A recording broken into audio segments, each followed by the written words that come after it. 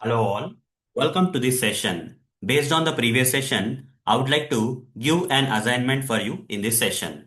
So, if you have understood the previous session, that is part 2 of relative XPath expressions that I covered in the previous session, then you will be able to solve this assignment. Okay, so let me explain the challenges that you need to solve as part of this assignment. So first, you need to open this browser, guys. Open this browser and search for internet. Just search for internet, then hero, Kuapp. Okay, internet Heroku. Search like this. Internet hero, Kuapp, and search like this. The search results, you will get this link. The hyphen internet Heroku, the internet.heroku.com, like that. One link you will get. Click on that link. You will be taken to one website page. Now, on this website page, you have to do this assignment. Okay, on this website page of internet Heroku com.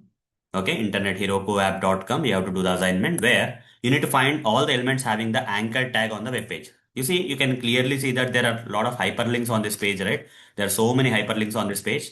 So you need to find out you need to locate all the hyperlinks elements on this page. Okay. You need to write a relative XPath expression. You need to write the relative XPath expression for finding all the elements having the anchor tag on the web page. So many elements will come. After that, you need to find the first element having this anchor tag on the page. Okay. Out of all these hyperlinks elements, you need to find only one. Then you need to find the last element having the anchor tag on the page. Okay. Out of all these anchor tag elements, you need to find the last one only on this page. Then the last one here is find the fifth element having the anchor tag on this page. Okay. Out of all these anchor tag elements, you need to find the fifth position one on this page level. So hope guys you got the challenge understood. Okay, as part of the assignment. Hope you will do it.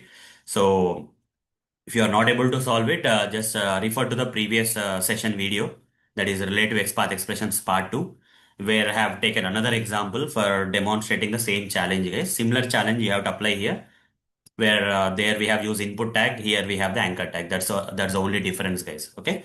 So that's all for this session. See you in the next session. Thank you. Bye bye.